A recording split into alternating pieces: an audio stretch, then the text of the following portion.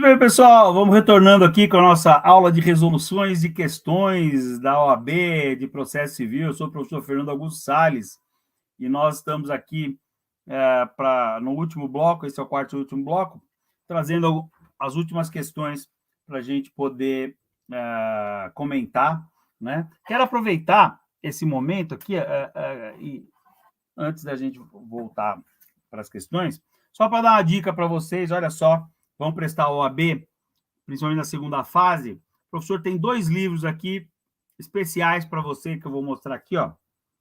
O primeiro é o Manual de Prática Processual Civil, olha só, Manual de Prática Processual Civil, tá? O do professor aqui saiu pela editora Mizuno. É um livro que traz explicado todo o processo civil, inclusive com modelos de peças, ó, tem modelo de peça, tudo do processo civil aqui para você, Manual de Prática Processual Civil. E nós temos também, para quem vai fazer empresarial, olha só, quem gosta de empresarial, o Manual de Prática Processual Empresarial. Isso para OAB segunda fase. Quem vai prestar civil, quem vai prestar empresarial, pode adquirir esses livros, que eu tenho certeza que não vai se arrepender.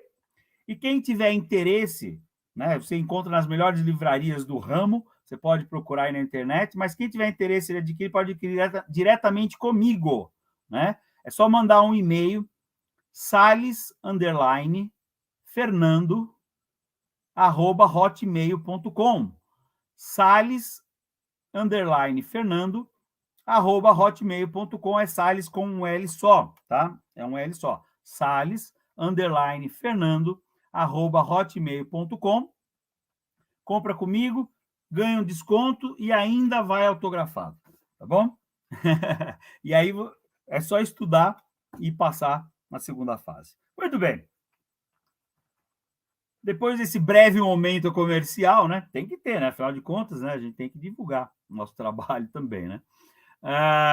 Vamos para essa questão aqui, ó.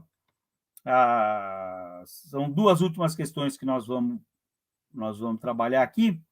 E uma é essa aqui, ó. Paulo e Ana Sávia, casados há mais de 10 anos, sob o regime de comunhão parcial de bens, constituíram ao longo do casamento um enorme patrimônio que contava com carros de luxo, mansões, fazendas, dentre outros bens.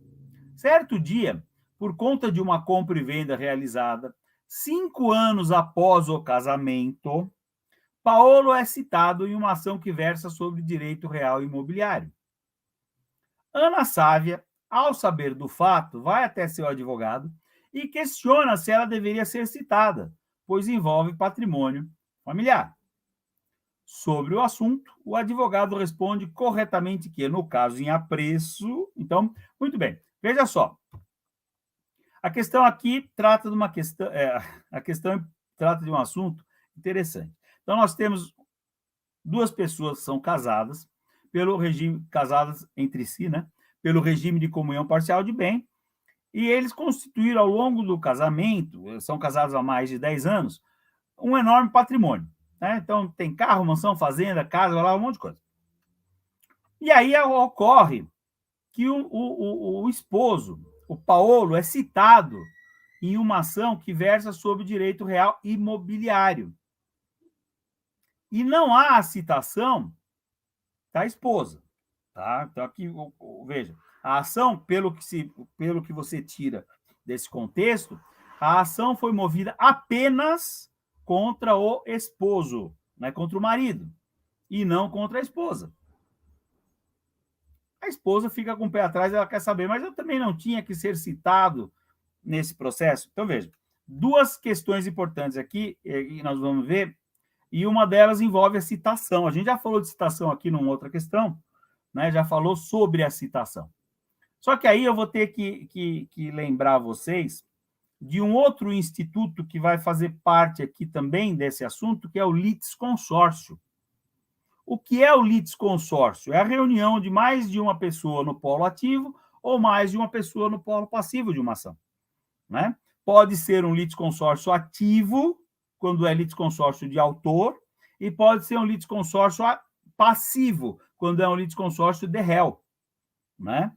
Então, o litisconsórcio ele pode ser facultativo ou ele pode ser necessário, tá? Ele é facultativo, facultativo e traduz uma faculdade, né? Ou uma possibilidade. Eu posso fazer um litisconsórcio. Se a questão é essa, se eu posso fazer um litisconsórcio, eu posso também não fazer, não é? Então, quando eu estou diante dessa situação de que eu posso ou eu não posso, isso é um litisconsórcio facultativo.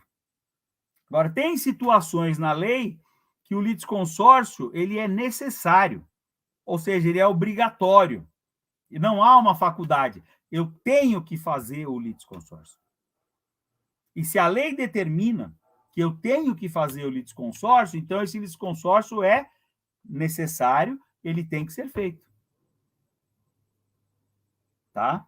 Então, quando é caso de litisconsórcio necessário, eu tenho que fazer. Muito bem. Vou dizer para vocês que o litisconsórcio necessário é sempre no polo passivo. Tá? Não existe litisconsórcio necessário ativo. Não existe litisconsórcio necessário de autores. Apesar de que alguns teimam em dizer que existe, não existe. Por quê? Porque eu não posso impor uma obrigação de ninguém ser autor de uma ação. Então, eu não posso obrigar a formar um litisconsórcio no polo ativo. Já no polo passivo é diferente, porque o réu não se furta ao processo, ele não pode evitar o processo. O réu, uma vez que foi colocado no polo passivo, ele tem que vir para o processo. Então, se eu tenho que ter 2 réus obrigatoriamente, os 2 vão ter que ser citados e eles não podem fazer nada. Por isso que o litisconsórcio necessário é sempre no polo passivo. Muito bem. Só que a questão aqui, veja, o que é interessante, ela envolve direitos reais imobiliários, porque diz respeito, né, a ação diz respeito sobre direito real imobiliário, diz o problema, que envolve pessoas casadas no regime de comunhão parcial de bens. E aí, e tem um problema. Por quê? Porque se eu vou processar, se eu vou colocar no polo passivo, numa ação de direitos reais imobiliários, uma pessoa que é casada com regime de comunhão parcial de bens, esse é obrigatoriamente, ambos os cônjuges deverão responder a essa ação. Por quê? Porque o direito real imobiliário diz respeito a ambos. Tá? Ambos. Se eu vamos imaginar que essa ação de direito real imobiliário seja uma ação reivindicatória, uma, sei lá, né? Vamos pensar numa ação reivindicatória do imóvel, né? A pessoa está querendo tomar o imóvel de volta. Quando isso acontecer, o efeito, veja, quem vai perder esse imóvel não é apenas o marido, é o marido e a esposa, né? Então, o efeito disso vai ser para os dois. Por isso que os dois devem ser citados para a ação. É um caso de litisconsórcio necessário no polo passivo. Tá? Então, vamos ver aqui quais são as questões colocadas aqui pela OAB. Alternativa A. Ana Sávia deve ser citada, pois existe litisconsórcio passivo necessário entre os cônjuges em ação que versa sobre direito real imobiliário, mesmo que casado sob regime de separação absoluta de bens. Aí não, né? Por que está errado? Porque se o regime é de separação absoluta, no regime de separação absoluta, o que é seu, o que é meu, né? Então, não tem essa comunicação dos bens. Então, não seria caso de citação no regime de separação absoluta de bens. A letra B diz: Ana Sávia não deve ser citada, pois existe litisconsórcio passivo facultativo entre os cônjuges. Não, o litisconsórcio é necessário, por isso está errado. C. Ana Sávia não deve ser citada, pois não existe litisconsórcio passivo necessário. Está errado? Existe. Letra D. É a correta, né? Ana Sávia deve ser citada, pois existe litisconsórcio passivo necessário entre os cônjuges em ação que verse sobre direito real imobiliário, salvo quando casados sob regime de separação absoluta de bens, tá? Então, tá aí a resposta correta nessa questão aqui do litisconsórcio. Rapidamente, vamos à última questão da nossa aula de revisão de questões da OAB. Olha lá. João ajuizou ação de indenização por danos materiais e morais contra Carla. Ao examinar a petição inicial, o juiz competente entendeu que a causa dispensava a fase instrutória e, independentemente da citação de Carla, julgou liminarmente improcedente o pedido de João, visto que contrario a enunciado da súmula do Superior Tribunal de Justiça. Nessa situação hipotética, assinale a opção que indica o recurso que João deve interpor. Então, na verdade, veja só, é uma questão sobre recursos. Sobre recursos, sempre uma matéria muito interessante. Vamos lá. Primeira coisa que eu tenho que analisar, veja bem. Ao examinar a petição inicial, o juiz competente entendeu que a causa dispensava a fase instrutória e, independente da citação de Carla, julgou liminarmente improcedente o pedido. A improcedência liminar do pedido ocorre quando a matéria é só de direito ou já está provada por documentos, né? Não há necessidade de fase instrutória, de testemunha, perícia, enfim. E já existe, no âmbito dos tribunais superiores, um julgamento repetitivo ou uma súmula negando aquele direito buscado, tá? Então, a pretensão do autor é obstada pelo entendimento dos tribunais superiores. Aqui no caso de uma súmula do STJ. Tem uma súmula que diz que aquilo não é devido, que aquilo não é direito. Então, se não é direito, se a matéria é só matéria que dispensa a fase instrutória, o juiz pode julgar liminarmente improcedente o pedido. É a improcedência liminar do pedido, né? Aí o que acontece? Aqui no caso é isso, né? O juiz, na questão trazida, ele julgou liminarmente improcedente o pedido do autor. E aí, a pergunta quer saber o seguinte: qual o recurso correto que João deve interpor, né? O recurso, é importante a gente lembrar, isso é muito importante a gente lembrar, né, quando a gente trata de recurso, que existe um princípio, né, de que para cada decisão judicial só existe um único recurso, só existe um recurso cabível, né? E eu não posso misturar, eu não posso errar o recurso, né? Até que a gente lembra bem que a gente fala muito para a segunda fase, né? Olha, presta atenção que você tem que acertar a peça, você tem que acertar a peça. Se a peça for um recurso, você tem que acertar o nome do recurso, né? Por quê? Porque você tem, para cada tipo de decisão judicial, um recurso apropriado, o recurso próprio, que é o recurso correto, né? Se você errar o recurso a ser apresentado, o juiz não vai conhecer o seu recurso, né? Então, é muito importante eu saber qual o recurso cabível contra cada ato judicial. E aqui, ele quer saber exatamente isso. Qual o recurso cabível contra essa decisão? Porque, veja, uma coisa, vou lembrar para vocês, só existe recurso se houver uma decisão. Eu só posso recorrer de uma decisão. Se o ato judicial não for uma decisão, não cabe nenhum recurso. Porque contra despacho não cabe recurso. Os despachos são irrecorríveis na letra da lei. Despachos são irrecorríveis. Então, eu preciso ter uma decisão judicial, tá? No caso aqui, nós temos uma decisão judicial? Temos. O qual foi? O juiz julgou liminarmente improcedente o pedido de João. Tá bom? Agora, vamos tirar o liminarmente. Esquece o liminarmente. O juiz julgou improcedente o pedido do João. Quando o juiz julga a ação procedente ou improcedente, veja, o julgamento de procedência ou de improcedência é um julgamento de mérito. Tá bom? Então, o juiz está julgando o mérito da ação. Ao julgar improcedente o pedido, o juiz automaticamente está pondo fim ao processo.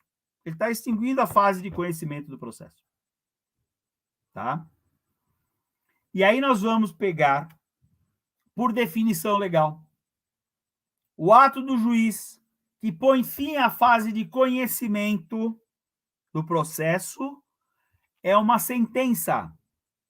É uma sentença. Tá? Veja, ao julgar liminarmente improcedente o pedido, o juiz pôs fim ao processo. Tá? Pôs fim ao processo, essa decisão é uma sentença. E qual é o recurso cabível contra a sentença? Se o ato judicial é uma sentença, o recurso cabível é a apelação. É sempre assim. Não tem outra possibilidade. Se você definiu que o ato judicial é uma sentença, o recurso cabível é recurso de apelação. Sentença é o quê, então? Sentença é o ato do juiz que põe fim à fase de conhecimento do processo ou que extingue a execução. Essa é a definição de sentença. O juiz pôs fim à fase de conhecimento, extinguiu a fase, acabou com a fase de conhecimento. Isso é uma sentença. O juiz extinguiu a execução do processo. Isso é uma sentença. Se é sentença, o recurso cabível é apelação. Tá? Se o juiz não põe fim ao processo, não põe fim, se a decisão do juiz não põe fim a nada, então não é uma sentença, provavelmente é uma decisão interlocutória. E aí seria caso de agravo de instrumento, porque contra decisões interlocutórias cabe agravo de instrumento, né? Então, essa é a regra. O que é uma decisão interlocutória? É qualquer decisão do juiz que não seja sentença. Conceito de decisão interlocutória é por exclusão. Se a decisão do juiz não é uma sentença, é uma decisão interlocutória, tá bom? Mas o caso aqui, não. O julgamento, a improcedência liminar do pedido é uma sentença e cabe recurso de apelação, tá bom? Vamos ver as questões, as alternativas aqui, para ver o que a OAB trouxe. Vamos lá. Alternativa A, o recurso cabível é agravo de instrumento, uma vez que o julgamento de improcedência liminar do pedido ocorre por meio da aprovação de decisão interlocutória agravável. Bom, tá errado, né? Porque nós vimos que a decisão é uma sentença. Não é uma decisão interlocutória. Porque ela efetivamente pôs fim ao processo, pelo menos a fase de conhecimento do processo, ao julgar improcedente o pedido do autor. Então, é errado. Não é um agravo de instrumento, nem é uma decisão interlocutória. Letra B. É um agravo de instrumento, tendo em vista a urgência decorrente da inutilidade do julgamento da questão e recurso de apelação. Nada a ver, né? Tem nada a ver, não é a questão da urgência que define o recurso, é a decisão. E a gente já viu que a decisão é uma sentença, cabe recurso de apelação. A letra C é a questão, é a alternativa correta. Cabe recurso de apelação, sendo facultado ao juiz retratar-se no prazo de 5 dias do julgamento liminar de procedimento de pedido. Exatamente isso, né? O juiz julgou liminarmente improcedente o pedido, você faz um recurso de apelação. Ao apresentar o recurso de apelação, se ele for tempestivo, né, é bom deixar claro, o juiz ele pode se retratar voltando atrás na decisão dele, né? Então ele pode se retratar. É um dos poucos casos que o juiz pode se retratar na sentença. E ele pode fazer isso no prazo de 5 dias. Ele diz, não, realmente, tem razão, olha, não era bem isso, estou voltando atrás, segue o barco, né? Então é possível fazer isso. A letra D diz que é recurso de apelação, sendo o recurso distribuído diretamente a um relator do tribunal, que será responsável por intimar a parte contrária, apresentar... Não, está errado.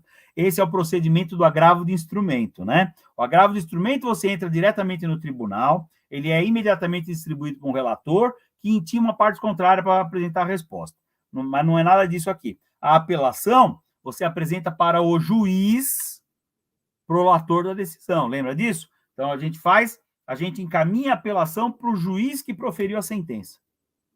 Ele recebe a apelação, dá vista à parte contrária para responder e manda para o tribunal.